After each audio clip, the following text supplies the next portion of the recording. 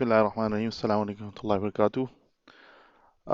हम matric English कर रहे थे और हमने अल्हम्दुलिल्लाह बहुत सारे चैप्टर्स फिनिश कर लिए थे इसकी, जिसकी वीडियोस जो हैं वो चैनल के ऊपर मौजूद हैं। हमने ये किया था कि सारे चैप्टर्स किए थे और पोएम्स सारी छोड़ दी थी। अ विजिट हमने कर लिया किंग फैसल, और इसकी तमाम वीडियोस आप चैनल पर चले जाएं नीचे, और वहाँ से आपको चैनल की वीडियोस में ये मिल जाएंगी। लेकिन हमने पोएम्स छोड़ दिए आखिर के लिए, जब हम तमाम ये चैप्टर्स फिनिश कर लेंगे इंशाल्लाह।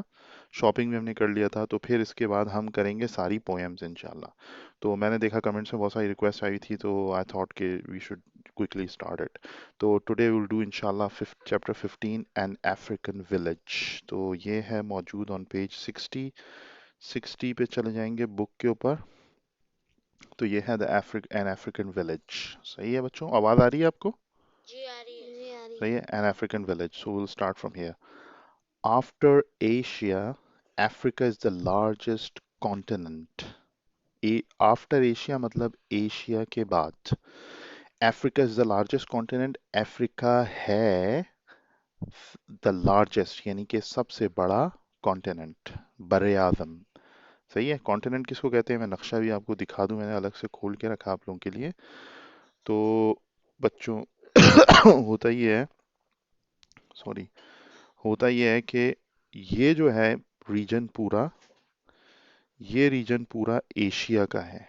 सही है, ये एशिया का रीजन है, ये भी एशिया में आता है सारा का सारा। सही है, ये पूरा एशिया है।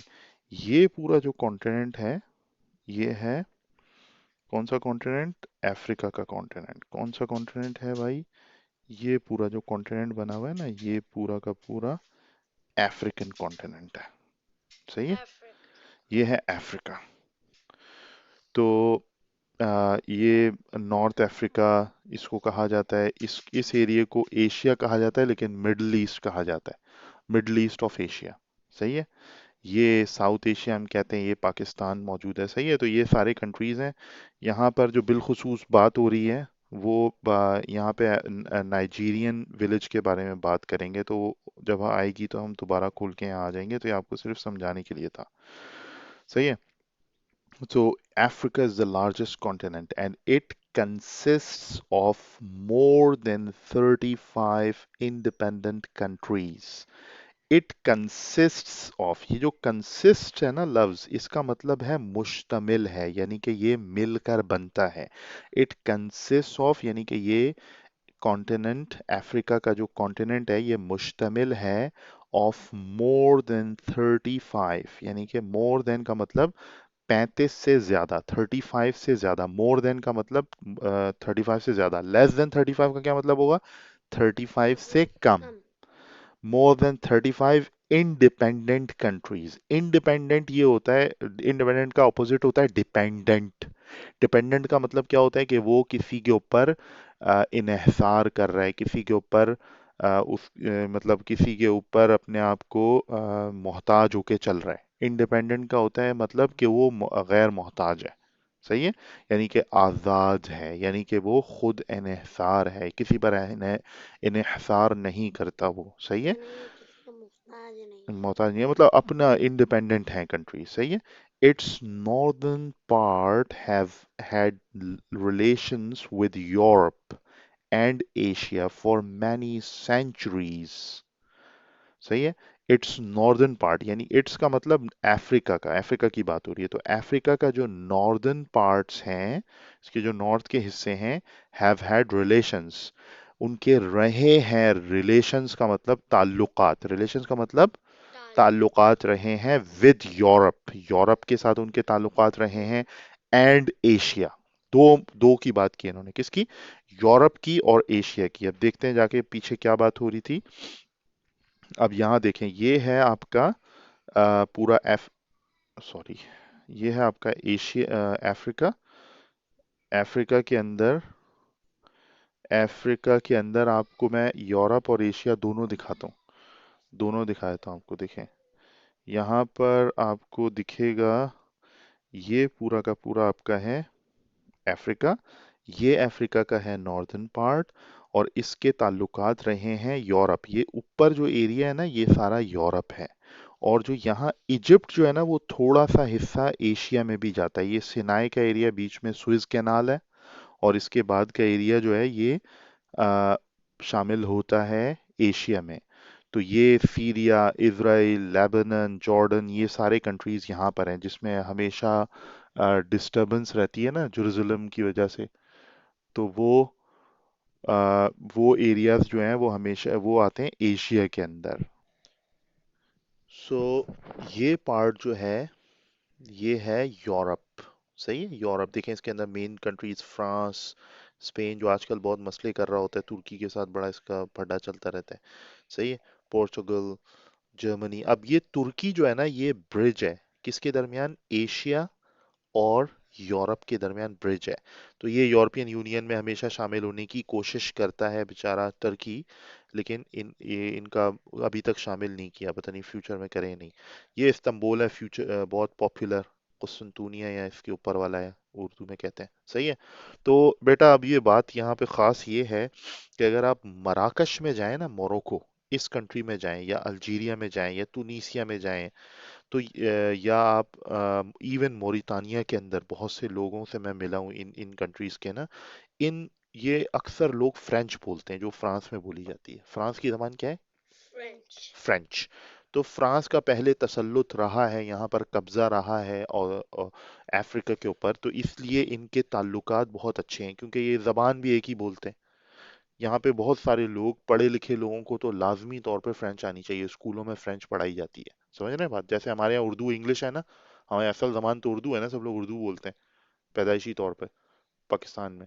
लेकिन यहाँ इंग्लिश भी पढ़ाई जाती है, क्योंकि यहाँ पे भी इन्फ्लुएंस रहा था यूके का, और फिर इंग्लिश इंटरनेशनल लैंग्वेज भी है। तो इसी तरह यहाँ पर इंग्लिश इनको नहीं आती, इनको फ्रेंच जरूर आती है, पढ़े लिखे जो स्कूल जाते हैं लोग। समझ रहे हैं बात। तो यहाँ से साबित होता है कि इनका ताल्लुक फ्रांस के साथ कैसा रहा है। सही है। और बाकी ये जो कंट्रीज हैं, ये अपने आप को अरब कंट्रीज भी बोलते हैं। मराकश में भी अरबिक बोली जाती है, मोरितानिया में भी अरबिक बोली जाती है, अल्जीरिया, लीबिया, इजिप्ट, सब जगह अरबिक बोली जाती है, तुनीसिया में भी अरबिक बोली जाती है। तो इनका ऑटोमेटिक ताल्लुक बनता है अरब कंट्रीज के साथ। जो मेन मेन स्ट्रीम अरब कंट्रीज क्या है, Saudi Arabia, Iraq, Syria, Lebanon, Jordan, समझ रहे हैं बात। ये जो कंट्रीज है, फिर नीचे ओमान, यूएई, यहाँ पे यमन। कतर, और यहाँ छोटा सा कुवैत। यमन सही भी है, है। यमन बिल्कुल नीचे है। सही है। तो इन कंट्रीज के साथ इनका वैसे ही रिश्ता बन गया इस जबान के नाते। समझ में आ रही है बात। तो ये दैट्स वाई वो जुमला लिखा है कि इनके ताल्लुकात किससे हैं, एशिया से हैं, एशिया से हैं और यूरोप के साथ हैं। सही है, मैं बहुत डिटेल में समझा रहा हूँ ताकि आपको इसके जरिए अपने दीगर नॉलेज बेस में भी इजाफा हो आपके। सही है। तो थोड़ा सा टाइम लगेगा इस वीडियो में, लेकिन you will get a lot of things इंशाल्लाह। सही है। फॉर मैनी सेंचुरीज, यहाँ तक मैंने आपको समझा दिया, but very little was known about other parts till the middle of 19th century। लेकिन very little was known, बहुत कम मालूमात थी, about other parts, कुछ दीगर हिस्सों के बारे में, अदर मतलब मुख्तलिफ दीगर, till the middle of 19th century, 19th century के मिडल तक बहुत कम, little was known, बहुत कम मालूमात थी। नो वोंडा, कोई अजीब बात नहीं है।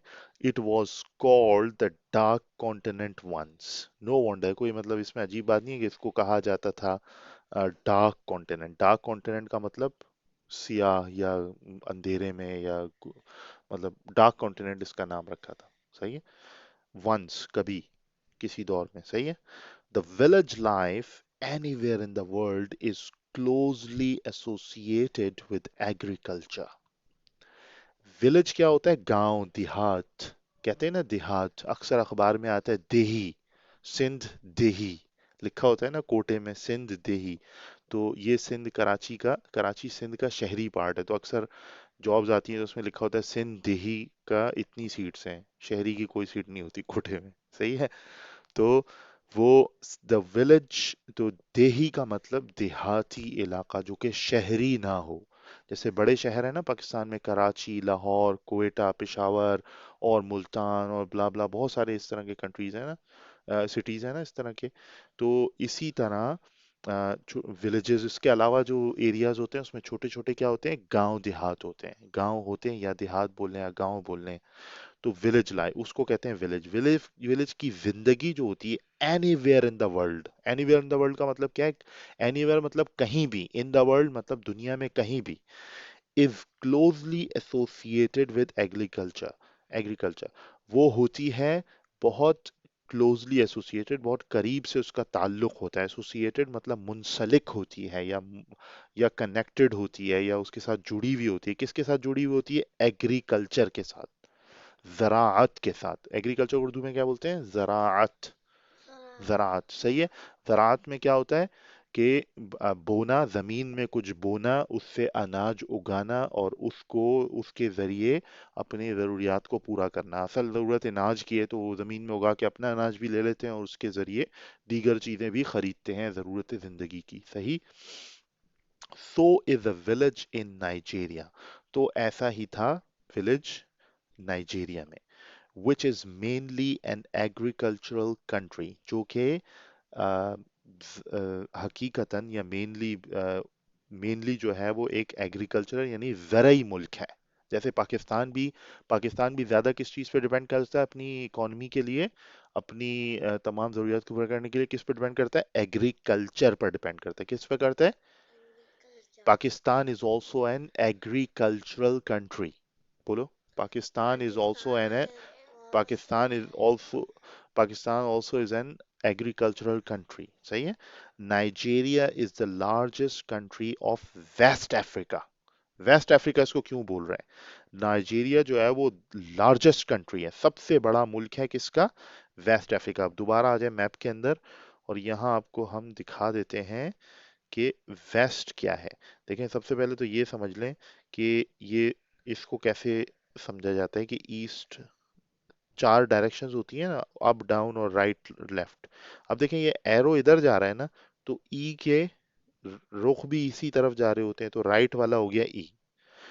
ईस्ट, ई का मतलब ईस्ट, तो ईस्ट का ऑपोजिट क्या हो गया, वेस्ट। नॉर्थ हमेशा ऊपर होता है, ये याद रखें। नॉर्थ हमेशा ऊपर होता है, कहीं पे भी कोई डायग्राम बनी होगी उसमें सिर्फ एक चीज शो की जाती है, नॉर्थ, बाकी खुद ही पता चल जाता है, सही है। तो नॉर्थ अगर ये है तो साउथ नीचे होगा। तो पहले डायरेक्शंस तो आपकी समझ में क्लियरली आ गई।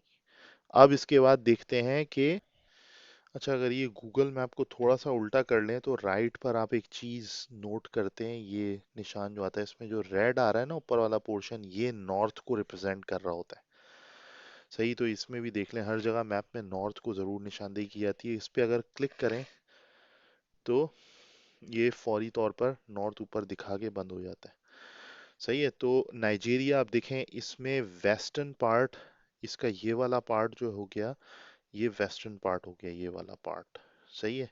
मतलब ये वाला पार्ट वेस्टर्न हो गया, इसको नॉर्थ कह देते हैं।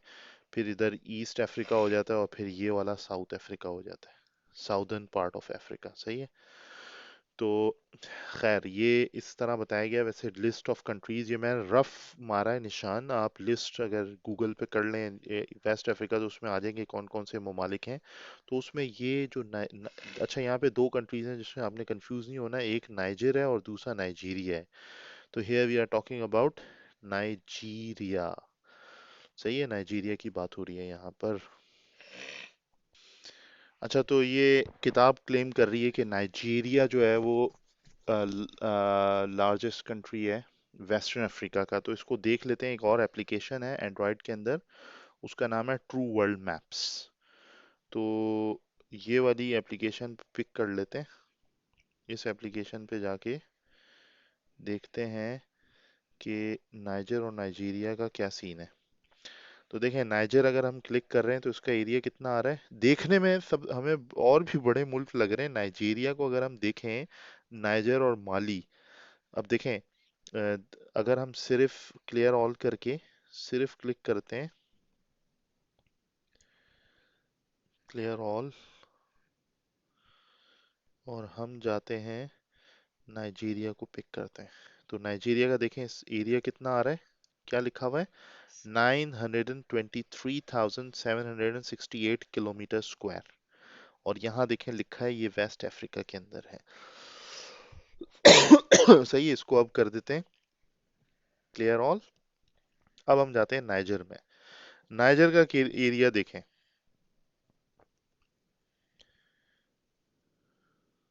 ये 1.2 मिलियन आ रहा है किलोमीटर स्क्वायर। समझ रहे हैं बात। नाइजर जो है वो आ रहा था,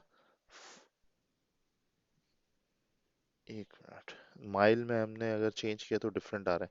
अब माली को देख लें। माली जो है इसको अगर दबा के रखें तो ये 400, चलें ये इससे छोटा है। माइल को अगर कन्वर्ट कन्वर्ट करें तो ये भी बड़ा आ रहा है। और देखें ये भी वेस्ट अफ्रीका के अंदर है।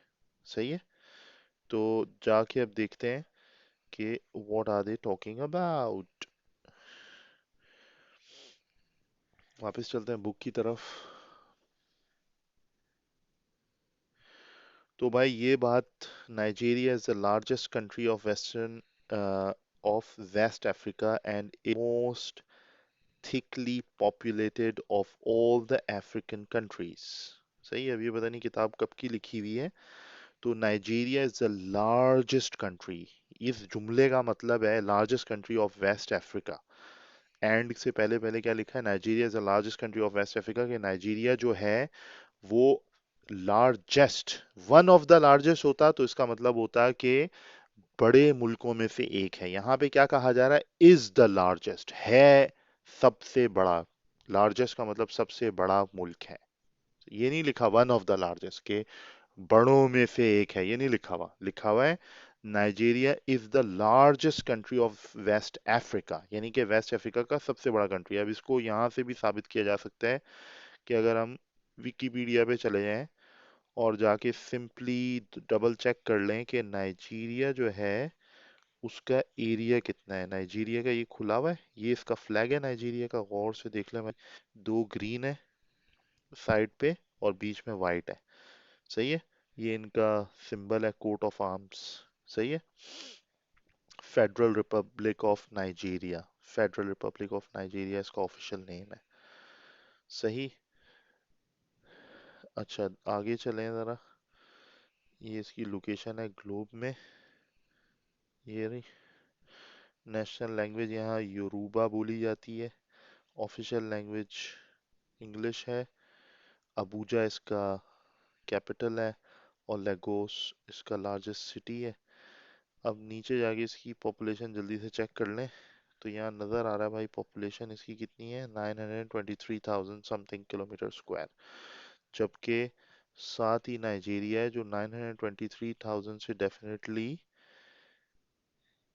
ऐसा भी हो ज्यादा सकता है। है नाइजर सबसे बड़ा है। नाइजीरिया, नाइजर की गलत स्पेलिंग लिखी हो नाइजीरिया, ऐसा भी तो हो सकता हाँ है। कुछ ना कुछ गड़बड़ है, पता नहीं if they are talking about Nigeria, see Niger population के किधर। बजाय नाइजीरिया। एरिया देखें, ये लिखा हुआ है एरिया, और ये 923,000 से तो डेफिनेटली ज़्यादा है, 1.2 मिलियन है। सही है। वो 900 समथिंग थाउजेंड है, तो ये ज़्यादा है। तो ये बात सही नहीं लिखी हुई, लेकिन चलें बुक में लिखी है तो we just read it as it is. लेकिन हो सकता है उस दौर में वो छोटा हो, पता नहीं जब ये किताब लिखी गई हो, वल्लाहु आलम, आई डोंट नो। बट यहाँ here they are talking about Nigeria is the largest country. Nigeria जो है ना वो सबसे बड़ा मुल्क है बस, anyway. And is the and is the most thickly populated. Thickly populated क्या होता है कि उसके अंदर जो आबादी है, पॉपुलेशन कहते हैं आबादी को। थिकली पॉपुलेटेड का मतलब ये होता है कि लोग करीब करीब रहते हैं। सही है। स्पार्सली पॉपुलेटेड या इसका ऑपोजिट होता है स्पार्सली पॉपुलेटेड, मतलब लोग दूर दूर रहते हैं। थिकली पॉपुलेटेड मतलब बहुत करीब करीब। सही है। ऑफ ऑल अफ्रीकन विलेजेस, यानी कि तमाम अफ्रीका, अफ्रीका बहुत बड़ा कॉन्टिनेंट है, उसके तमाम विलेजेस में सबसे ज्यादा पॉपुलेटेड जो है ना वो नाइजीरिया है।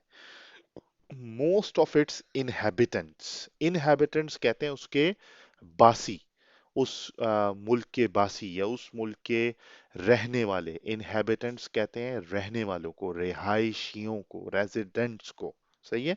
मोस्ट ऑफ इट्स इनहेबिटेंट्स, बोले इनहेबिटेंट्स। इनहेबिटेंट्स। इनहेबिटेंट्स होते हैं रहने वाले। आर फार्मर्स, फार्मर्स मतलब किसान, हु लिव इन विलेजेस जो कि रहते हैं देहातों में, गांव में। A great part of Nigeria, एक बड़ा हिस्सा नाइजीरिया का is covered with a dense forest. एक बड़ा हिस्सा नाइजीरिया का जो है वो कवर्ड है एक डेंस, डेंस और थिक तकरीबन सेम मानों में आता है। डेंस फॉरेस्ट का मतलब बहुत घना जंगल, यानी जिसमें दरख्त बहुत करीब करीब और बहुत ही भरे हुए दरख्त हों। सही। उसको क्या बोलते हैं? Dense forest. क्या कहते हैं? Dense dense forest. which thins out into bush in the north, जो कि कम होता जाता है, थिन्स आउट इनटू बुश, जो कि आगे जाके छोटा जंगल बन जाता है इन द नॉर्थ, नॉर्थ की तरफ जाते जाते, यानी कि शुमाल की तरफ, नॉर्थ की तरफ जाएंगे तो कम हो जाएगा। The Bush consist of scattered trees with heavy undergrowth in the form of thick bushes and grass। सही है। बुश मुश्तमिल है स्कैटर्ड ट्रीज, स्कैटर्ड कहते हैं बिखरे हुए, फैले हुए। सही है। बिखरे हुए ट्रीज। एक होता है एक फैशन में बहुत घने एक साथ लगे हों, करीब करीब करीब करीब लगे हों, इसको बोलेंगे डेंस। स्कैटर्ड होता है बिखरे हुए, कोई इधर लगा है कोई उधर लगा हुआ है, कहीं है कहीं नहीं है, इसको क्या बोलेंगे? स्कैटर्ड। क्या कहेंगे? scattered trees with heavy undergrowth in the form of thick bushes and grass। उसके अंडर ग्रोथ यानी उसके नीचे बहुत ग्रोथ है, ग्रोथ मतलब बहुत बढ़ोतरी हुई हुई है, ग्रास है नीचे, और फिर वो जो दरख्तों का कचरा जमा हो जाता है फ्यूल के तौर पे वो पड़ा हुआ है। सही है। थिक बुशेस झाड़ियां हैं और घास है नीचे। सही है। The farmers settlements. अब ये देखें फार्मर्स के बाद गौर से इधर देख लें कि इसके आगे ना वो लगा हुआ है बेटा, एपोस्ट्रॉफी लगा हुआ है, कहाँ गया ये, एपोस्ट्रॉफी लगा हुआ है यहाँ पर। सही है। ये इसका मतलब है फार्मर सेटलमेंट्स, यानी फार्मर की सेटलमेंट्स। इस कॉमे से, एपोस्ट्रॉफी से का के की का मतलब आता है। सही है। तो फार्मर सेटलमेंट यानी फार्मर की सेटलमेंट्स। सही है। और विलेजर्स, द फार्मर्स सेटलमेंट्स और विलेजेस, यानी कि फार्मर्स की सेटलमेंट जहां वो रहते हैं, या फिर कह लें देहात या गांव, are scattered in the bush, वो भी बिखरे हुए हैं बुशेस के अंदर, जंगलों के अंदर। सही है। मतलब जहां थोड़ी सी जगह बन रही है और कोई ऐसी जगह बन रही है जहां लोग रह सकते हैं तो वो रह रहे हैं। Where they cultivate the land, जहां पर वो जमीन के ऊपर उगाते हैं अनाज अनाज के लिए पौधे। सही है। कल्टीवेशन कहते हैं उसको, जहां पे बीज बोते हैं उसको उगाते हैं, उसको क्या कहते हैं? कल्टीवेशन। कल्टीवेट कल्टीवेट करना या कल्टीवेशन उस अमल को कहते हैं। सही है। these villages these villages are different these villages are different from our villages। ये जो देहात हैं, ये गांव हमारे गांव से, हमारे देहातों से मुख्तलिफ हैं। these villages are different, ये डिफरेंट हैं फ्रॉम आर विलेजेस, हमारे विलेजेस से। फ्रॉम आर विलेजेस, हमारे विलेजेस से।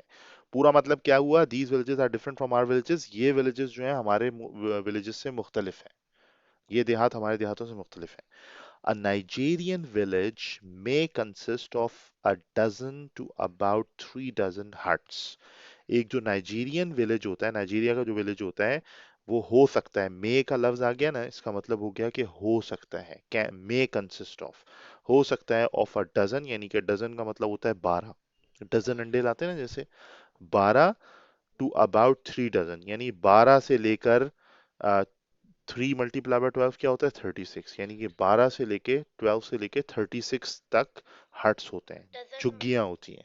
जैसे कभी हम यहाँ जाते हैं ना, लोग हट लगा के बांस के साथ कपड़े और कुछ बांध के, और ऊपर थोड़ा झाड़ियाँ वाड़ियाँ लगा के रह रहे होते हैं ना। कराची में भी बहुत सी कच्ची आबादियां हैं जिसमें इस तरह लोग रह रहे होते हैं, गाँव पे झोपड़पट्टी सब कहते हैं उसको। गांव में भी इस तरह कर लेते हैं लोग, लेकिन नाइजीरिया में इसी तरह होता है कि वो हट्स बना के रहते हैं। अब उसकी तस्वीर मैं आपको दिखा देता हूँ अभी, किस तरह की तस्वीर है उसकी, मैंने कुछ निकाली थी आपको दिखाने के लिए इन इमेजेस। तो उसकी तस्वीर नाइजीरियन विलेज की यहाँ पर है। इस तरह के हट्स होते हैं, देखें ये हट्स बने हुए ना, ये बहुत पुरानी 1948 की पिक्चर है। ये हट्स बने हुए हैं, तो इनको हट्स कह रहे हैं ये।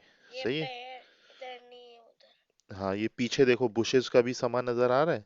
ये पीछे दरख्त लगे हैं तो जहां कहीं थोड़ी सी जगह मिलती है प्लेन करके अपना गुजारा कर लेते ऐसे बिखरे हैं। में इसको रहते कहते हैं स्कैटर्ड, बिखरे में इधर उधर। सही है। अब और इन्होंने ऐसे सोचा, इधर जमा भी हुए हुए हैं। हाँ ये एक करीब करीब की फैमिली के लोग होंगे तो इन्होंने एक छोटा सा यहाँ बना लिया, इन्होंने अपना हट यहाँ बना लिया। सही है। इन लोगों ने थोड़ा यहाँ लगा लिया, इन्होंने यहाँ लगा लिया, इन्होंने यहाँ लगा लिया, यहाँ लगा लिया। सही है। इस तरह फिर यहाँ थोड़े से दरख्त भी लगे हुए हैं, बुशेस पीछे स्कैटर्ड ट्रीज हैं, स्कैटर्ड ये हैं, यहाँ मुर्गियाँ हैं। ये देहाती इलाका वो है सीन बेटा। थोड़े से गोट्स वगैरह कुत्ते वगैरह भी रखे हैं हिफाजत के लिए। सही है। ताकि कोई मॉनिटरिंग के लिए, और मुर्गियाँ भालू ना आ रखी हुई जाए, हैं। सही है। हाँ। ताकि कोई भालू शेर आए उसको खा भालू शेर इससे नहीं भागता, वो है देख के रहते हैं उसी तरह। दे। तो ये छोटे, वो ये क्या थोड़े है? से नए दौर के हट्स हैं। थोड़ी टीन की चादरें लगा ली हैं। ये कुछ जल गया है वहां पर। सही है। ये खच्चरों को गधों को चला रही है।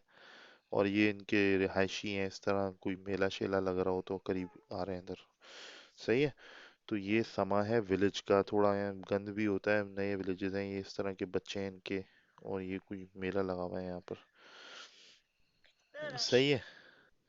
सो आगे बढ़ते हैं। वो हमने हट्स देख लिए। These huts are separated from one another by cultivated patches of land. तो ये हट एक दूसरे से अलग होते हैं, सेपरेट होते हैं from one another by cultivated patches of land. यानी कि इन घरों के दरमियान जो है ना एक कल्टीवेटेड पैच, यानी कि जिसके ऊपर जमीन के ऊपर कुछ उगाया हुआ हो, या खेतों से, कल्टीवेटेड लैंड खेतों को कहते हैं, कल्टीवेटेड पैचेस ऑफ लैंड कहते हैं खेतों को। खेतों से सेपरेट होते हैं, यानी इनके दरमियान जो फासला होता है उसके दरमियान खेत बना देते हैं। Since the huts are not situated close together, क्योंकि ये जो हट होते हैं एक दूसरे से, सिचुएटेड का मतलब नहीं होते एक दूसरे से करीब। Are not situated close together यानी कि नहीं होते क्लोज टुगेदर एक दूसरे के करीब। देयर आर नो स्ट्रीट्स और लेन्स। तो कोई, स्ट्रीट्स कहते हैं रोड को, और लेन को, ये कोई नहीं होती वहां पर। They are joined by bush paths. ये एक दूसरे से मिलते हैं बुश यानी कि जंगलों के रास्तों से। Which may lead to other villages in the same bush area. Which may lead जो कि ले जा सकता है, टू अदर विलेजेस दूसरी विलेज गांव पर, in the same bush area उसी बुश एरिया के अंदर। Formerly a farmer's hut. Formerly, formerly का मतलब होता है पहले। फॉर्मरली का मतलब होता है पहले। अ पहले। फार्मर्स हट, ये देखो दोबारा अपोस्ट्रोफी आ गया। इसका मतलब वही काके की वाला मतलब होता है। फार्मर्स हट यानी फार्मर का हट। की भी आ सकता है, के भी आ सकता है, वो उर्दू में जैसा फिट हो। अ फार्मर्स हट वॉज अ सिंगल रूम। पहले होता था किसान का जो हट वो एक वाहिद, सिंगल मतलब वाहिद एक रूम होता था। It was built very simple, वो बनता था बहुत सादा, बहुत सिंपल सा बनता था। Thick branches of trees were stuck in ground in a large circle. Thick का मतलब होता है मोटी, उसका ऑपोजिट क्या होता है थिन। थिक का ऑपोजिट क्या होता है थिन। थिन। थिन का मतलब होता है पतली। थिक होता है मोटी। थिक ब्रांचेस, ब्रांचेस कहते हैं तने, शाख। सही है, बांस। थिक ब्रांचेस ऑफ ट्रीज यानी दरख्त की जो मोटी शाखें होती हैं, तने होते हैं, were stuck in the ground. Stuck कहते हैं ठोक देते हैं ग्राउंड में, गाड़ देते हैं। सही है। स्टक मतलब फंसा देते हैं। स्टक मतलब फंसाना, ग्राउंड में घुसेड़ देना। सही है। वह stuck in the ground in a large circle. Ground में, ग्राउंड का मतलब जमीन में गाड़ देते हैं।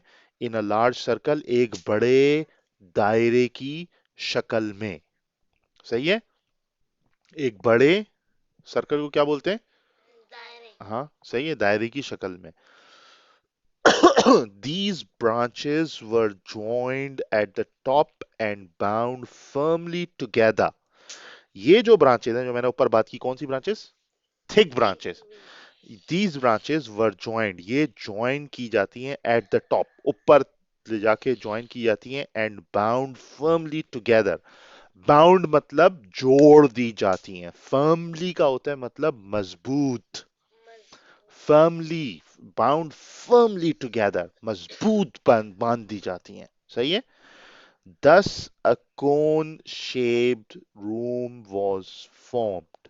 तो क्या होता है, एक कोन की शक्ल का, कोन कैसी होती है, यूं करके यूं, ये कोन की शक्ल होती है, नीचे से गोल होती है कोन, जैसे खाइए ना कोन, तो कोन की शक्ल का जो है वो बन जाता है। सही है।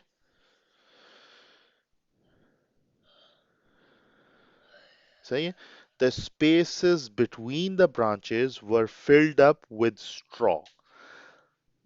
जो जो स्पेसेस का मतलब जो जगह होती है बिटवीन द ब्रांचेस, अब ब्रांचेस एक साथ तो नहीं मिलाई जाती, उसके दरमियान जगह भी छोड़ी जाती है, तो were filled up with straw and the roof was also touched with a thick layer of straw, grass, reeds और palm leaves।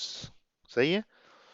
तो जो ब्रांचेस के दरमियान की जगह होती है उसको झाड़ियां या कुछ तिनके या ग्रास, सूखी हुई घास, इन तमाम चीजों से भर दिया जाता है। स्ट्रॉ वैसे नलकी को कहते हैं, लेकिन यहाँ पे पतली नलकी वाली तरह की जो भी घास फूस हो या जो भी इस तरह की झाड़ियां हो उसको स्ट्रॉ कह रहे हैं। साथ में ग्रास और रीड्स और पाम लीव्स, मतलब झाड़ियां, घास और क्या नाम है, पाम लीव्स जो है ना, वो पाम ट्री होता है ना, खजूर नारियल के दरख्त एक तरह के, तकरीबन उनके बड़े बड़े पत्ते होते हैं ना, तो उसको जरिए भी वो उसको कवर कर लेते हैं, छत को भी उसी से ढांप देते हैं। अ नैरो ओपनिंग, नैरो किसको कहते हैं, जो आगे जाके जो सुकड़ जाए, जो मतलब तंग हो जाए, नैरो ओपनिंग मतलब तंग सा रास्ता। A narrow opening was left for entrance on the side toward the sun. एक नैरो, एक मतलब तंग सा रास्ता छोड़ दिया जाता है, वॉज लेफ्ट। लेफ्ट का मतलब एक तो होता है उल्टा, उल्टा हाथ, और वॉज लेफ्ट यहाँ पे इसका क्या मतलब है, narrow opening was left, left का मतलब छोड़ देना। सही है। फॉर एंट्रेंस किसके लिए, एंट्रेंस के लिए। दखूल के लिए, दाखिल होने के लिए। सही है।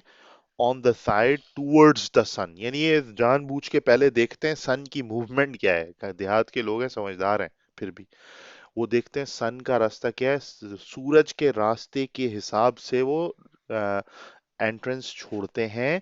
ताकि क्यों छोड़ते हैं, ताकि सूरज की रोशनी अंदर आए, उससे जरासीम भी मरते हैं और उससे विटामिन डी भी मिलता है और उससे बड़े ज्यादा फायदे होते हैं, और गर्मी भी मिल जाती है सर्दी में। नाउ अब bigger and better huts are built and more modern building methods and materials are used। now का मतलब आजकल, जब ये किताब लिखी जा रही थी, किताब बहुत पुरानी है तकरीबन ये 20 साल से तो है ही यहाँ पर। तो नाउ बिगर एंड बेटर, बड़े और बेहतर, बिगर का मतलब बड़े और बेटर का मतलब बेहतर हट्स, झुग्गियां या झोपड़ियां, आर बिल्ट बन रही हैं, एंड मोर मॉडर्न और ज्यादा जदीद, मॉडर्न किसको कहते हैं, जदीद को, बिल्डिंग मेथड्स। बिल्डिंग मेथड्स मतलब बिल्ड कहते हैं बनाने को, बिल्डिंग मेथड्स कहते हैं, एक तो होता है बिल्डिंग जो खड़ी हुई इमारत होती है, एक होता है बिल्डिंग, बिल्ड बनाना। करना, बनाना। तो जदीद बनाने के तरीके एंड बस मटेरियल्स आर नई यूज्ड। बोलते, नई वाली चीज। हाँ, नई, जदीद तो। न्यू। सही है। एंड मटेरियल्स आर यूज्ड, और मटेरियल इस्तेमाल होते हैं। सही है, नए वाले। अ फार्मर्स हाउस, फार्मर्स हाउस का क्या मतलब हुआ, फार्मर हाउस खेती का, फार्मर्स हाउस। यानी कि जो खेती का खेती होते हैं, जो फार्मर होता है हाँ, किसान, हाँ किसानों के घर। का घर, किस, फार्मर लिखा है, फार्मर, किसानों के घर। किसान नो नहीं है यहाँ, एक किसान है, आ लगा हुआ है। किसान आ का का घर। मतलब क्या हो गया, एक। आ और एन जब आ जाए इसका मतलब होता है किसान के घर। वाहिद, एक। किसान के घर। किसान, ये इस एस का यही पूछना चाह रहा था, ये जो एपोस्ट्रोफी एस है इसका मतलब ये नहीं है बहुत सारे फार्मर। एपोस्ट्रोफी एस का भी बताया था आपको, एपोस्ट्रोफी एस का मतलब है कि फार्मर का घर। इस एपोस्ट्रोफी एस का मतलब क्या हो सकता है, का के की। हाँ, के। सही है। अगर फार्मरनी होती यानी कि औरत होती तो हम बोलते उस औरत, मतलब घर जो है वो मुजक्कर लेते हैं ना हम, तो फार्मर का घर। कुर्सी होती तो हम बोलते फार्मर की कुर्सी, का कुर्सी नहीं बोलते। सही है। बेटी होती है उसकी तो बोलते फार्मर्स डॉटर, यानी फार्मर की इसलिए बेटी। मैं मोहन फार्मर सन होता तो फार्मर का बेटा बोलते। सही है। A farmer's house may now have two or more rooms. एक किसान का जो घर है उसमें हो सकते हैं अब टू और मोर रूम्स, दो या दो से ज्यादा रूम्स। सही है। It is built round a compound. ये बनता है राउंड अ कंपाउंड, यानी एक कंपाउंड के गिर्द। सही है। Some of the rooms have four walls. कुछ जो रूम होते हैं उनकी चार दीवारें होती हैं, विद अ डोर ओपनिंग, जिसमें एक दरवाजे दरवाजे का होते हैं। रास्ता खुला होता है। ओपनिंग, डोर ओपनिंग मतलब एक दरवाजे की एक ओपनिंग होती है, खुला होता है रास्ता। On to the courtyard. Courtyard कहते हैं आंगन को, बरामदे को। हाँ। सही है। जैसे कॉमन एरिया होता है ना, उसको कोर्ट यार्ड कहते हैं। सही है। Court yard. सही है। while others have only three walls with a veranda। सही है। वरांडा क्या होता है? वेरांडा वही मतलब खुला एरिया जो होता है। अच्छा। while others, जबकि कुछ होते हैं जिसकी सिर्फ तीन दीवारें होती हैं, विद अ वेरांडा मतलब उसके आगे जो है वो खुला एरिया होता है। The walls are made of wood. जो दीवारें होती हैं वो बनी होती हैं लकड़ी की। And are plastered with mud. उस लकड़ी के ऊपर मट्टी के अंदर पानी मिलाते हैं, उससे बन जाता है घारा, उसमें थोड़ी घास फूस भी मिला देते हैं। तो मट्टी पानी और उसमें घास मिलाते हैं, एक कीचड़ सा, एक सीमेंट सा बच जाता है। सीमेंटेनियस मटेरियल बनता है चिपकने वाला, उसको मारते हैं उस लकड़ी की दीवारों के ऊपर, तो उससे कहते हैं कि प्लास्टर्ड विद मड, यानी उसको प्लेन कर देते हैं मट्टी से। वो सिर्फ मट्टी नहीं होती, मट्टी में थोड़ी घास भी मिलाते हैं जो कि रीइंफोर्समेंट का काम करती है। सही है। जो मैं आपको दिखा रहा था ना, उसके अंदर एक बंदा होता है, वो सब कुछ वो मिलाता है, फिर उसको पाँव से मसल लेता है, ऐसा हाँ, बन वही जो जाता है। मसलते हैं इस तरह वीडियोस में दिखा रहे होते हैं। The roof is still thatched with grass. जो छत है वो अभी भी ग्रास ही से ढांपी जाती है, भर दी जाती है। रीड्स और पाम लीव्स, वही झाड़ियां और पाम ट्री के जो पत्ते होते हैं। Some of the houses are circular in shape. कुछ घर जो होते हैं वो दायरे की शक्ल में होते हैं, गोल। while others may be square or rectangular। जबकि कुछ होते हैं जो कि स्क्वायर यानी कि इस शेप में, या स्क्वायर का रेक्टेंगुलर ये हो गया, और स्क्वायर होता है जिसकी चारों साइडें बराबर हो। सही है। वो भी चार कोने वाला ही होता है लेकिन चारों साइडें बराबर, स्क्वायर हो गया। और अगर दो साइडें सामने वाली बराबर और ये दो साइडें बराबर तो रेक्टेंगुलर हो गया। सही है। तो या स्क्वायर होते हैं या rectangular. The court yard of the house is the centre of all activities. Court yard यानी कि जो कॉमन एरिया होता है वो of the house is the centre of all activities. वो तमाम जो कार्रवाइयां हो रही होती हैं, एक्टिविटीज हो रही होती है, जो भी अमल हो रहा होता है घर में, उसका मरकज होता है, सेंटर होता है। सेंटर का मतलब, यहाँ पे सेंटर का मतलब मरकज होता है, महवर होता है, उसके गिर्द सारा काम हो रहा होता है। सही है। वुमेन फोक, जो औरत साथियां होती हैं उनकी, वर्क एंड कुक फूड, वो काम भी करती हैं और पकाती हैं खाना। And the children play there. ये कोर्ट यार्ड की बात हो रही है, तो मेरा ख्याल है वहीं का बता रहे हैं कि वहां पे खाना भी पका रही होती हैं, काम काज कर रही होती हैं, एंड चिल्ड्रन, बच्चे वहां पे खेल रहे खेलते हैं। होते हैं। देयर मतलब वहां। There is a little furniture. देखो यहाँ देयर का मतलब है वहां, यहाँ कुछ और मतलब है। There is a little furniture, एक यहाँ little furniture in these homes. तो होता है कुछ छोटा सा फर्नीचर भी होता है वहां पर, इन घरों में। The people sleep on the mats spread on mud plastered floors. उनके सोने का भी तरीक बता रहे हैं कि जो लोग हैं, पीपल मतलब लोग, सोते हैं स्लीप ऑन मैट्स, दरियों पर। अब मैट की झाड़ी का भी बना हो सकता है, पाम ट्री के लीव्स का भी बना हो सकता है, प्लास्टिक का भी बना हो सकता है, कपड़े का भी बना हो सकता है, कुछ भी हो सकता है, लेकिन मैट्स पे सोते हैं। स्प्रेड ऑन, जो फैला हुआ होता है किस पर, ऑन मड प्लास्टर्ड फ्लोर्स, यानी जमीन है उसके ऊपर उसी घारे वाली मट्टी से प्लास्टर कर देते हैं। प्लेन कर देते हैं, थोड़ा अच्छा और बेहतर लेवल कर देते हैं, सही है। उसके ऊपर चटाई बिछाते हैं, मैट का मतलब चटाई, और उसके ऊपर अच्छी सी नींद करते हैं, सुहानी सी मीठी सी। All household pots, household मतलब घर के जो सारे पॉट्स मतलब बर्तन होते हैं, पॉट्स मतलब पतीले वगैरह को पॉट कहते हैं, जो भी रखने का कंटेनर होता है ना उसको पॉट कहते हैं। एंड पैन्स, पैन्स आपको पता है फ्राइंग पैन जो थोड़ी चपटी हो। आर अर्दनवेयर, वो सारे मट्टी के बने होते हैं। अर्दनवेयर क्या होते हैं? अर्धनवेयर। अर्दनवेयर, अर्थ होता है जमीन, तो जमीन के यानी कि मट्टी के बने होते हैं। Though tin and aluminium utensils have also found their way into these homes. दो, ये जो दो है ना, ये हालांकि इस मतलब में आता है, हालांकि टिन, टिन जो होता है ना, और एल्युमिनियम के यूटेंसिल्स कहते हैं बर्तन को, हैव ऑल्सो फाउंड देयर वे, उन्होंने भी अपना रास्ता देख लिया है। ये एक मुहावरतन बात की जा रही है, मतलब पतीले खुद नहीं चल के जाते, मुहावरतन कहा जा रहा है। Have also found their way into these homes, इन घरों में। Since electricity has not reached these remote villages, क्योंकि बिजली जो है वो अभी नहीं पहुंची, हैज नॉट रीच्ड, रीच कहते हैं पहुंचने को, हैज नॉट रीच मतलब नहीं पहुंची, दीज रिमोट विलेजेस, रिमोट किसी भी चीज को कहते हैं, एक तो होता है रिमोट कंट्रोल, वो वाली की नहीं बात हो रही। जब रिमोट विलेज या रिमोट एरिया या रिमोट सिटी या रिमोट टाउन कहा जाए ना, ये लफ्ज कहा जाए, इसका मतलब रिमोट मतलब दूर है, मरकज से दूर, यानी कि जहां तमाम फैसिलिटीज हैं उससे बहुत दूर, यानी कि मेन आबादी से दूर जो भी चीज होगी उसको क्या बोलेंगे? रिमोट। रिमोट। रिमोट विलेज का मतलब क्या हो गया?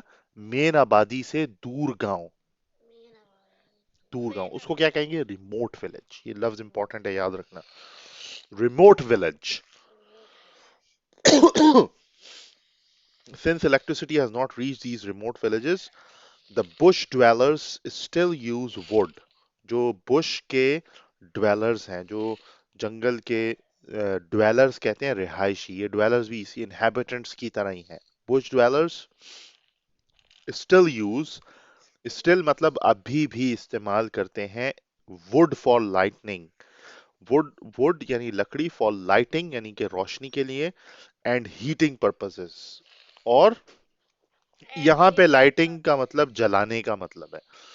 जलाने यानी कि खाना पकाने या रोशनी के जिस काम के लिए भी हो, जलाने के लिए, और गर्मी हासिल करने के लिए। पर्पसेस यानी मकासद के लिए, गर्म करने का मकसद है या जलाने का मकसद है, तो उसके लिए क्या इस्तेमाल होता है? Would, would. लकड़ी।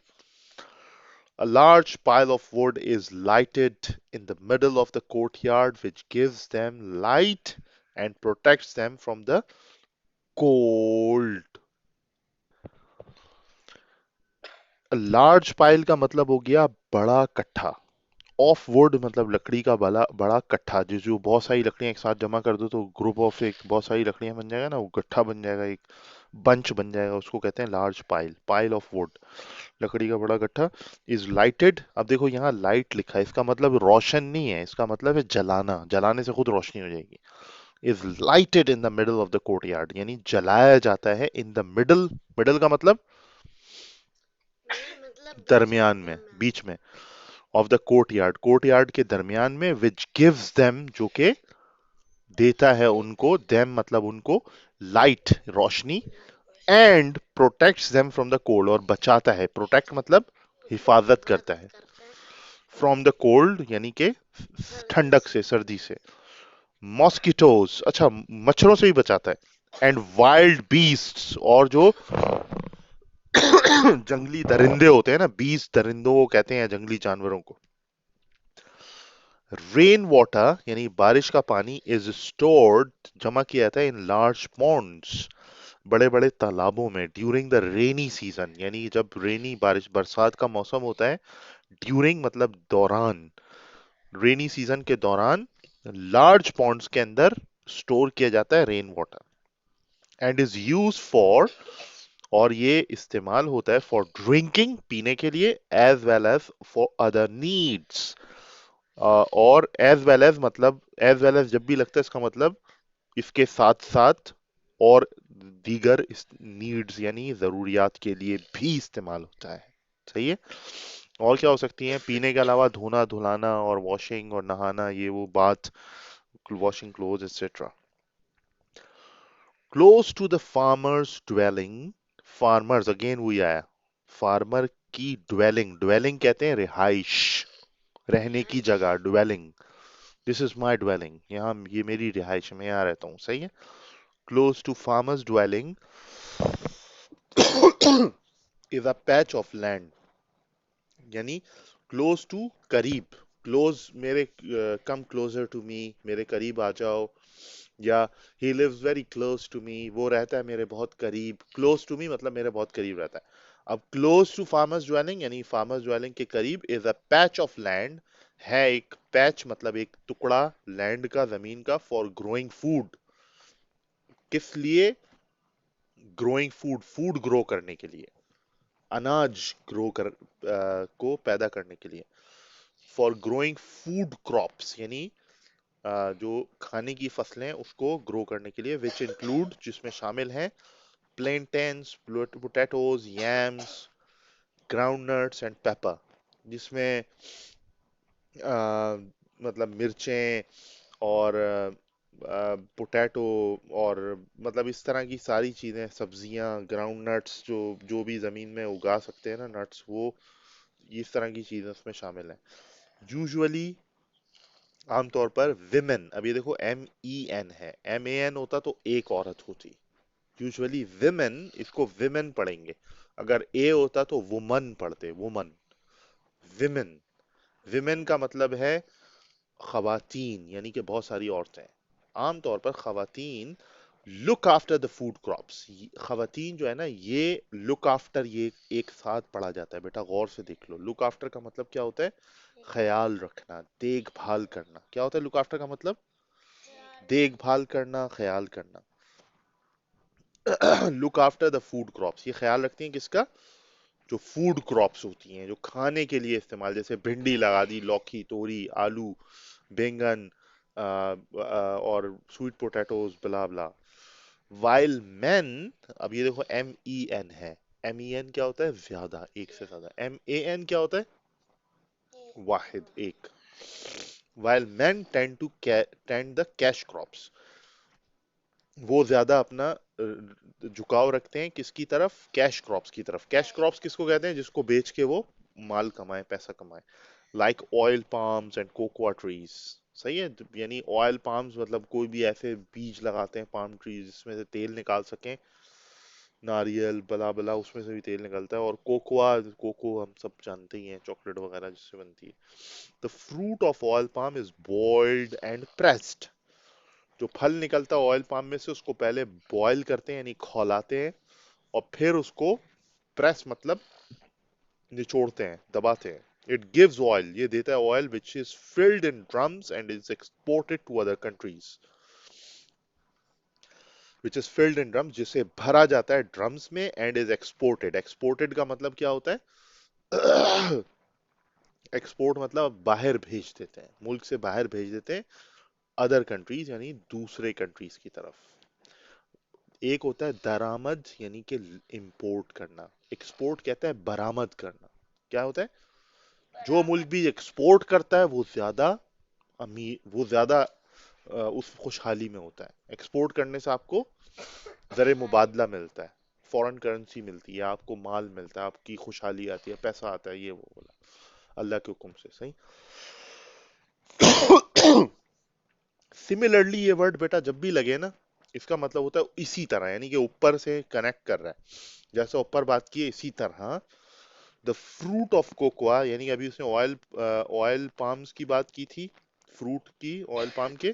अब बात कर रहा है इसी तरह फ्रूट ऑफ कोकोआ, जो कोकोआ का फ्रूट होता है, फल आता है। The fruit of cocoa tree yields beans, यानी फराहम करता है, यील्ड्स मतलब फराहम करता है, बीन्स दाने, बीज, which are ground into powder, जिसको पीसा जाता है। ग्राउंड यहाँ वो वाला नहीं है खेल का मैदान, इस ग्राउंड का मतलब है ग्राइंडिंग वाला, ग्राइंड होता है, ग्राइंड कर दिया है, ग्राइंडिंग मशीन नहीं होती, इसी वही है, ग्राइंडिंग मशीन में इसको ग्राउंड कर लो, ग्राउंड कर लो मतलब इसको पीस लो, सही है, ग्राउंड इनटू पाउडर। अब ग्राउंडिंग जो है वो तरह तरह की होती है, कुछ ग्राइंडिंग ऐसी होती है जिसमें थोड़ा बड़े ज़रात छोड़े जाते हैं, कुछ ग्राइंडिंग ऐसी होती है जिसके अंदर बिल्कुल पाउडर बना दिया जाता है, सही है। तो ये क्या क्या बात कर रहे हैं, the fruit of cocoa tree yields beans which are ground into powder from which, जिसमें से चॉकलेट इज मेड, जिससे क्या बनती है, chocolate. Cocoa beans and powder are also a major export of Nigeria. Cocoa के जो बीन्स हैं यानी कि उसके जो दाने होते हैं वो, और उसका पाउडर, आर ऑल्सो, ऑल्सो का मतलब होता है भी, वो भी है क्या, मेजर एक्सपोर्ट, मेजर मतलब बड़ी, मेजर का ऑपोजिट क्या होता है, बड़ी। माइनर, मेजर का ऑपोजिट क्या होता है, माइनर। माइनर। तो ये क्या है, मेजर है, मेजर एक्सपोर्ट है, बड़ी बरामद है ऑफ नाइजीरिया, या नाइजीरिया की। One thing, one thing that is common in our villages, one thing that is common in our villages and which we shall miss in an African village is the cattle. एक चीज जो कि that is common in our villages, our मतलब हमारे देहातों में जो चीज आम है, common का मतलब क्या है, आम आम। है यानी कि आम तौर पर पाई जाती है, one thing that is common in our villages and यानी कि और, which we shall miss in an African village, जो हम मिस करेंगे यानी कि हम ना ही पाएंगे, नहीं पाएंगे अफ्रीकन विलेज में, वो है कैटल। कैटल का मतलब मवेशी, कैटल का मतलब मवेशी। मवेशी में क्या आता है, बकरियां, दुम्बे, गाय, बकरा बकरी, गाय भैंस, बैल, ये वो। In many parts of Africa, farmers cannot rear cattle on account of a kind of fly whose sting kills the cattle and causes sleeping sickness among human beings. In many parts of Africa, Africa के बहुत सारे हिस्सों में, इन होता है में, इन लग गया, इसका मतलब मैनी पार्ट्स ऑफ अफ्रीका, बहुत सारे हिस्सों में अफ्रीका के फार्मर्स कैन नॉट रेयर, जो किसान होते हैं, कैन नॉट मतलब नहीं कर सकते, रेयर कैटल मतलब वो चराते नहीं है मवेशी को, on account of, on account of जब लग गया इसका मतलब क्या है, किसी, अब आगे वजह बताएंगे, ऑन अकाउंट ऑफ मतलब इस वजह से, of a kind of fly, एक फ्लाई, यहाँ पे उड़ना नहीं है, यहाँ फ्लाई का मतलब है मक्खी, एक खास किस्म का मक्खा। मक्खी है, हुज स्टिंग, जिसका स्टिंग कहते हैं डंग मारना यानी काटना, उसका जो बाइट है या उसका जो डंग है, kills the cattle, kills the cattle का मतलब मौत दे देता है मवेशी को, कत्ल कर देता है मवेशी का, हलाक कर देता है मवेशी को। किसका? एक मक्खी है जो काट ले अगर मवेशी को तो वो मर जाता तो है। इधर, एंड इधर एक मक्खी है कोई। हाँ, अफ्रीका में, यहाँ लिखा हुआ है ना, on account of a kind of fly, on account of मतलब एक किस्म की मक्खी की वजह से, जिसका जो स्टिंग है, जिसका जो डंग है वो किल कर देता है कैटल को यानी कि मौत दे देता है कैटल को, and causes sleeping sickness among human beings, और इंसानों में कॉज मतलब करता है स्लीपिंग सिकनेस यानी कि वो नींद की जो बीमारी है उसमें मुब्तला कर देता है।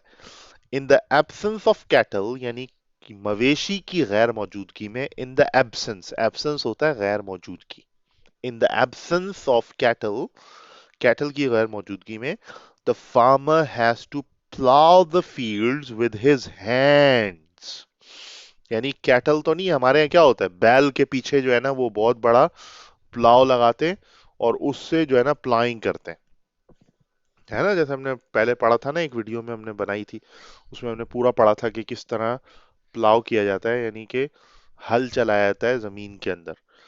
तो अब इन द एब्सेंस ऑफ कैटल यानी मवेशी तो अब है ही नहीं, गाय बैल तो है ही नहीं, तो उनकी गैर मौजूदगी में फार्मर हैज टू, ये जो हैज टू है ना, हैज टू और हैव टू, ये जब भी यूज होते हैं मतलब इसका मतलब है करना पड़ता है, करता है, ये उस मतलब में इस्तेमाल होता है, हैज टू हैव टू। सही है। प्लाउ द फील्ड्स मतलब उनको हल चलाना पड़ता है, नरम करना पड़ता है, फील्ड कहते हैं खेतों को, फील्ड्स मतलब खेतों में को नरम करना पड़ता है, यानी उसको खोद के हाथ से नरम करते हैं जमीन को। विद हिज हैंड्स अपने हाथ से, carry load to the market खुद बेचारे उठाकर लोड जाते हैं बाजार market. And walk long distances और चलते हैं वो लोग तवील फासले। सही है। लॉन्ग मतलब लंबे, तवील, डिस्टेंसेस मतलब बहुत लंबे लंबे फासले। He may however keep a goat for milk, वो हो सकता है, कर सकता है हालांकि, कीप अ गोट यानी एक बकरी रख सकते हैं, मिल्क फॉर मिल्क मतलब दूध के लिए, एंड पोल्ट्री फॉर एग्स, और ये लोग पोल्ट्री मतलब परिंद बर्ड्स रख लेते हैं, जैसे मुर्गी और इस तरह कुछ रख लेते हैं, किस काम के लिए, अंडों के लिए, एग्स के लिए। This picture is not complete, ये जो नीचे पिक्चर दिखाई हुई है बता रहे हैं इट्स नॉट कंप्लीट, ये मुकम्मल कामिल नहीं है। It can never be complete, ये नहीं हो सकती कभी कामिल, बिकॉज, आगे क्योंकि, the African village is always changing, जो अफ्रीका का विलेज है इज ऑलवेज, ऑलवेज होता है, क्या मतलब होता है, हमेशा, हमेशा चेंजिंग मतलब तब्दील होता रहता है, तो इसलिए पिक्चर जो है वो कामिल नहीं हो सकती। And has already change much, और पहले ही वो बहुत ज्यादा, ऑलरेडी मतलब पहले से ही, ऑलरेडी चेंज मतलब पहले से ही, और बहुत मच मतलब बहुत बदल चुका है। द बुश ड्वेलर्स यानी जंगल में रहने वाले, are being introduced, are being introduce, ये देखो आर बीइंग जब लग जाए ना तो उसका मतलब है कि मुतारफ करवाए जा रहे हैं, मतलब हो रहा है, कुछ हो रहा है ना, तो वहां बीइंग लगता है, इज एम आर के साथ बीइंग लगता है, क्या लगता है, आर बीइंग मतलब कुछ हो रहा है। The bush dwellers are being introduced to the modern facilities of transport, वो मुसलसल मुतारफ करवाए जा रहे हैं, किस चीज से मुतारफ करवाए जा रहे हैं, मतलब उनको दिखाया जा रहा है, उनका तारुफ कराया जा रहा है, उनको आशना किया जा रहा है, किससे आशना किया जा रहा है, टू द मॉडर्न फैसिलिटीज, जदीद जो सहूलियात हैं, फैसिलिटीज मतलब जो सहूलियात हैं, of transport and communications, transport मतलब रसद के और एक जगह से दूसरी जाने के तरफ जाने के लिए जो तरीका इस्तेमाल होता है उसको ट्रांसपोर्ट कहते हैं, ट्रांसपोर्ट के, एंड कम्युनिकेशन, कम्युनिकेशन किसको कहते हैं, राब्ते को, जैसे मैं फोन करते हैं कम्युनिकेशन पूरा है, टेलीफोन, मोबाइल, इंटरनेट, इस पूरे को मिला के क्या बोलते हैं, ये सारी किस चीज के मीन्स हैं, ये किस चीज के जराए हैं, कम्युनिकेशन कम्युनिकेशन के, करने के। राब्तों के, एक मतलब तबादला करने का, ख्यालात का या पैगाम एक जगह से दूसरी जगह ले जाना, उसको कम्युनिकेशंस कहते हैं। पोस्ट भी इसमें शामिल है, डाक खाना होता है ना, डाक खत आता है ना हमारे पास, ये भी कम्युनिकेशन में शामिल है, हमने कुछ लिखा गांव भेजा, गांव ने कुछ लिखा हमें भेजा, ये क्या है, communication. Once their small villages are linked by road, once मतलब कभी, देयर स्मॉल विलेजेस मतलब उनके जो छोटे गांव थे, कभी ऐसा होता था कि देयर, ये THEIR है, देख लो गौर से, THERE नहीं है ये, देयर मतलब उनके, आई लग जाए तो मतलब उनके, वंस देयर स्मॉल विलेजेस कभी उनके जो छोटे गांव हो देहात होते थे, आर लिंक्ड बाय रोड, वो कनेक्ट एक दूसरे से मतलब मुंसलिक होते थे, लिंक होते थे रोड के जरिए, विद टाउन्स एंड सिटीज, मतलब रोड होते थे उनको मिलाने के लिए कस्बों से और शहरों से। They will soon C buses, वो बहुत जल्द देखेंगे बसेस और कार्स, बसें और कार वो देखेंगे, इलेक्ट्रिसिटी भी देखेंगे, एंड ट्यूबवेल्स, और ट्यूबवेल, ट्यूबवेल क्या होता है, गहरा गड्ढा खोद के वही जो उसमें से जमीन में से पानी निकालते हैं और बहुत सारी जो है ना पैसेजेस बना देते हैं, क्या बना देते हैं, छोटी छोटी ना नालियां बना देते हैं, उन नालियों के अंदर पानी छोड़ते हैं, तो वो एक जगह छोड़ देते हैं, बहुत सारे खेतों से वो गुजर रही होती है, तो तमाम किसान उस पानी को लेकर अपने खेतों में इस्तेमाल करते हैं। ये इसको क्या कहते हैं? ट्यूबवेल। रेडियोस, आपको पता ही है हर मुल्क में रेडियो होता है। रेडियो बड़े इंपॉर्टेंट चीज होती है इन केस ऑफ इमरजेंसी। अगर मुल्क में कोई इमरजेंसी हो जाए ना, बिजली चली जाए, सब कुछ चली जाए, तो छोटी बैटरी से एक छोटा सा रेडियो चल जाता है। तो इसीलिए कहते हैं जो अंडरग्राउंड, जिन लोगों ने अपने बंकर्स बनाए हुए होते हैं या अंडरग्राउंड छोटा सा रूम बनाया होता है ना, अगर कोई एटॉमिक अटैक हो जाए, न्यूक्लियर अटैक हो जाए, या कोई आफत आ जाए, अर्थक्वेक आ जाए, तो लोग या सुनामी आ जाए, सॉरी सुनामी बोल रहा हूँ, वो क्या नाम है, तूफान नहीं होता, टाइफून आ जाए, कोई इस तरह का आ जाए ना, हरिकेन, टोर्नेडो। टोर्नेडो, हरिकेन कोई इस तरह आ जाए, तो लोग अमेरिका में, इन कंट्रीज में जहाँ बहुत ज्यादा आता है, वो नीचे चले जाते हैं, और वहां उन्होंने पहले से बैटरीज रखी होती हैं, सेल्स, और रेडियोज रखे होते हैं। तो रेडियो पे जो ब्रॉडकास्टिंग, मुल्क का या शहर का या इलाके का जो भी ब्रॉडकास्टिंग एरिया होता है, वहाँ एंटीने के जरिए मैसेज भेज रहे होते हैं। वो मैसेज लोग अपने बंकर्स के अंदर सुन रहे होते हैं। तो जब डिजास्टर, जो भी आफत आई होती है, वो ओवर हो जाती है, खत्म हो जाती है, तो वो मैसेज या वो जो भी अपडेट्स हैं वो रेडियो के जरिए देते हैं। इसीलिए कहा जाता है कि जब आदमी रिमोट एरिया में जाता है गाड़ी में, तो अपना रेडियो ऑन रखे। समझ रहे हैं बात? वो रेडियो क्यों ऑन रखते हैं लोग? और अक्सर बड़ी ऑर्गेनाइजेशंस अपने एम्प्लॉयज को कहती हैं, when you are travelling remotely so keep your radios on. क्यों कहती हैं? ताकि रेडियो एक वाहिद जरिया है, मोबाइल फोन के सिग्नल नहीं आ रहे होंगे, लेकिन रेडियो के सिग्नल बहुत दूर दूर तक भी जाते हैं। समझ में आ रही बात? तो उसके जरिए वो पैगाम सुन सकते हैं।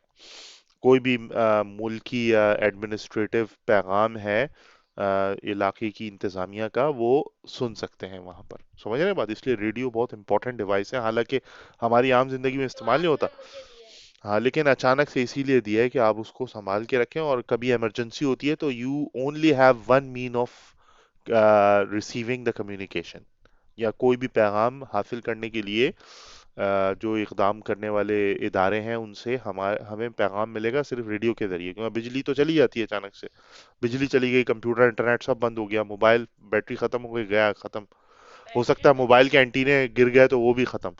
लेकिन रेडियो का एंटीना बहुत दूर लगा होगा, उसकी रीच बहुत ज्यादा होती है, और अगर वो टूट भी जाए तो गवर्नमेंट के लिए आसान है कि वो एक एंटीना सही कर ले, बजाय इसके कि जाके सारा नेटवर्क जो है वो रिप्लेस करे ताकि मोबाइल लोगों के काम करे। ऐसा नहीं करेगा कोई भी।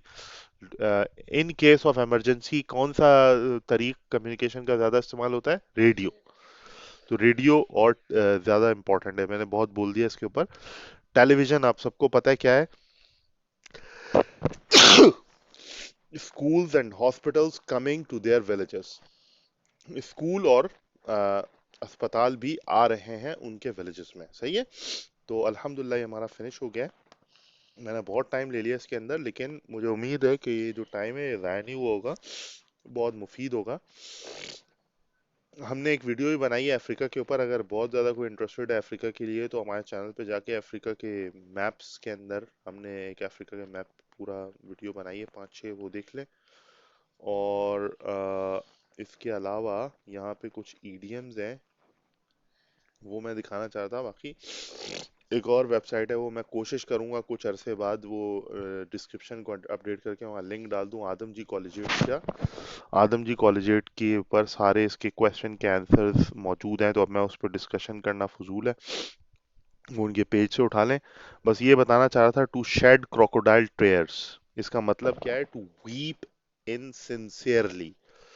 यानी कभी अगर ये लिखा है ना, इसका मतलब होता है कि रोना इनसिंसियरली, मतलब ईमानदारी से नहीं, मतलब दगा देकर, धोखे वाला रोना है ये, असल रोना नहीं है। टू शेड क्रोकोडाइल टेयर्स, यानी अगर कोई रो रहा और बनावटी रो रहा है ना, तो उसके लिए मुहावरा यूज होता है, oh he is just shedding a crocodile tear. He is shedding crocodile tears, मतलब वो मगरमच्छ के, उर्दू में इसका मुहावरा है, मगरमच्छ के आंसू बहा रहा है वो। अगर कोई कहे ना, ओ भाई चुप हो, छोड़ो यार, वो मगरमच्छ के आंसू बहा रहा है, इसका मतलब कि वो ऐसे ही ड्रामा कर रहा है, वो ऐसे ही रो रहा है, वो असल में नहीं रो रहा, वो दिखाने के लिए रो रहा है। और हिपोक्रेटिकली, यानी मुनाफकत कर रहा है। हिपोक्रेट किसको कहते हैं? हिपोक्रेट कहते हैं मुनाफिक को। हिपोक्रेट किसको कहते हैं? मुनाफिक को। हिपोक्रेटिकली मुनाफिकत कर रहा है, वो मुनाफिकत वाली हंसी हंस का रोना रो रहा है।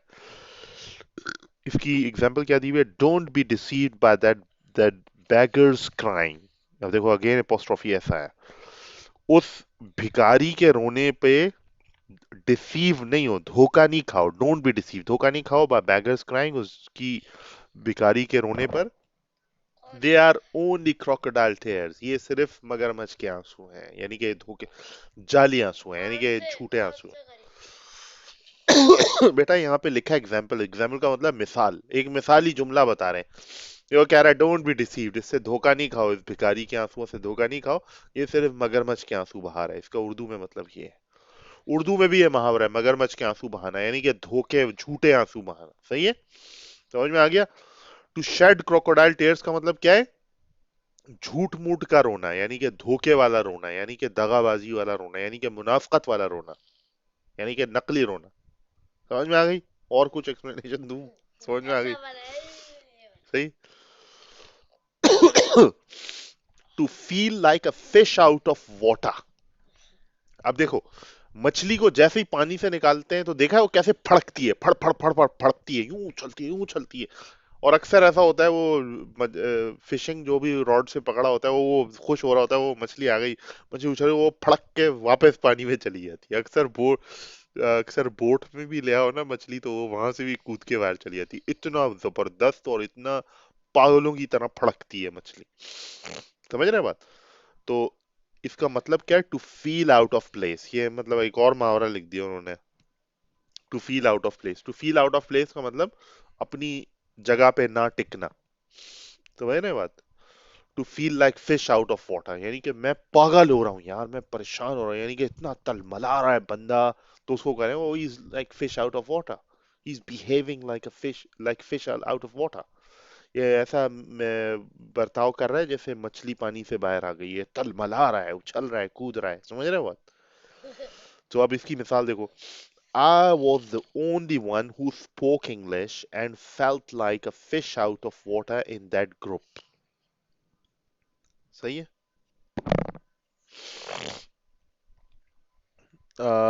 मैं कि वाहिद था, और वाहिद था वहां पर जिसने अंग्रेजी बोली, और ऐसा लग रहा था कि फिश आउट ऑफ वाटर है, यानी कि मैं ऐसा महसूस हो रहा था कि मैं फिश आउट ऑफ वाटर वाली सिचुएशन में था इन दैट ग्रुप।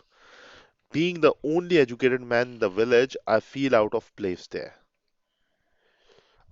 अब यहाँ आउट ऑफ प्लेस देयर लिखा हुआ है ना, तो यहाँ लिख देगा I feel like fish out of water.